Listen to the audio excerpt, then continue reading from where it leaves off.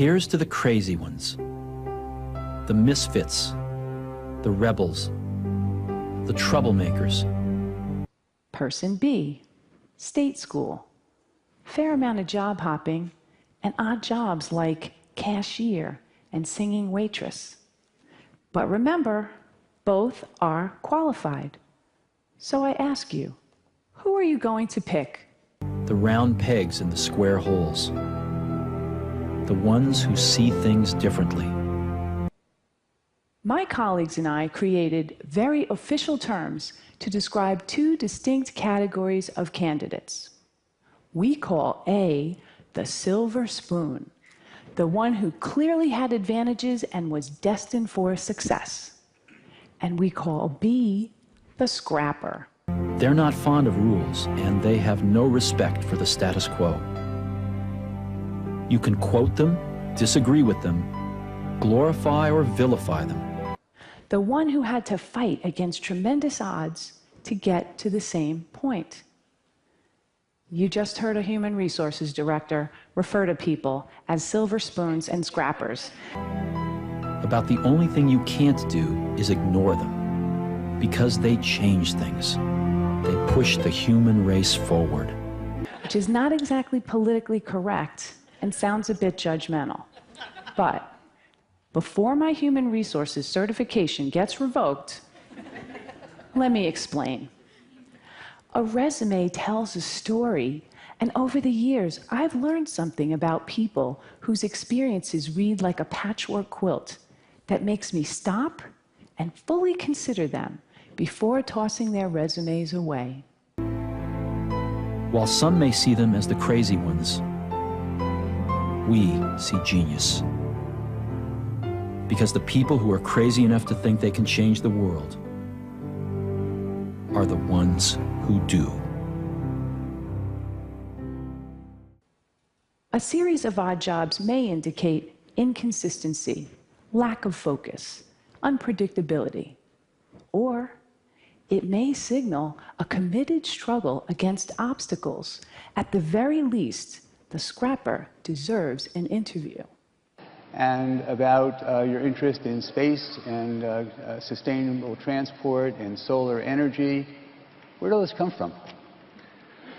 Well, when I was in college, I thought about what would most affect the future of humanity, and I wanted to be involved in those, at least some of those areas. And I thought there were 5 things that I came up with that I thought would really affect our future as a civilization. One of them was the internet, and then the other was sustainable energy, both production and consumption of that. And the third was making life multiplanetary. And then fourth and fifth were genetics and AI. To be clear, I don't hold anything against the silver spoon. Getting into and graduating from an elite university take a lot of hard work and sacrifice. But if your whole life has been engineered towards success, how will you handle the tough times? When you think about innovation, and you think about where we are going to be 10, 15, 20 years, and what to invest in and what to make, I'm going to make it hard for you, Elon. If you took Tesla out of it, took Solar City out of it, took SpaceX out of it, and you said, I could go start a new company tomorrow, it would be what? It would be in what area? Where would you start thinking about? My interest in sustainable energy was purely, at the time, was really from the standpoint of us eventually running out of hydrocarbons to mine and burn. So there's obviously limited supply of oil in the ground, and eventually we would have to transition to something that's sustainable. You know, it's one of those things where if you don't do something, maybe not doing something is worse, like on the AI front or on genetics, you know. So those are the two things I think, besides sustainable transport, the internet, and making life multiplanetary, rewriting genetics and AI, the latter two are the ones that can most change destiny of humanity. but they're really dodgy. So, I mean, maybe I'd try to do something in one of those two areas. But on the flip side, what happens when your whole life is destined for failure and you actually succeed?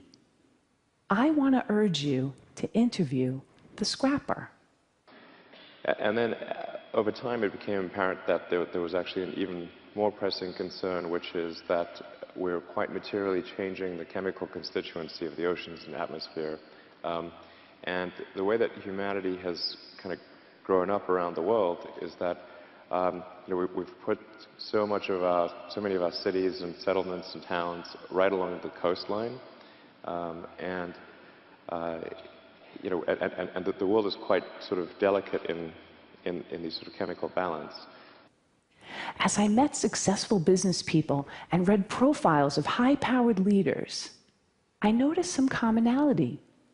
Many of them had experienced early hardships, anywhere from poverty, abandonment, death of a parent while young, to learning disabilities, alcoholism, and violence. The conventional thinking has been that trauma leads to distress, and there's been a lot of focus on the resulting dysfunction.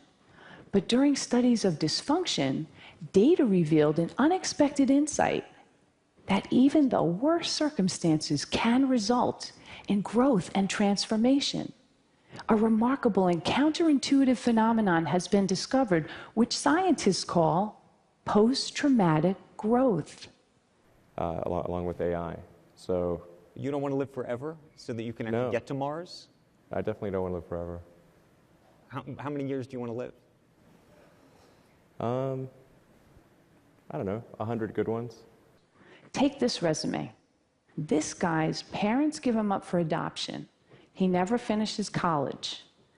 He job hops quite a bit, goes on a sojourn to India for a year, and to top it off, he has dyslexia.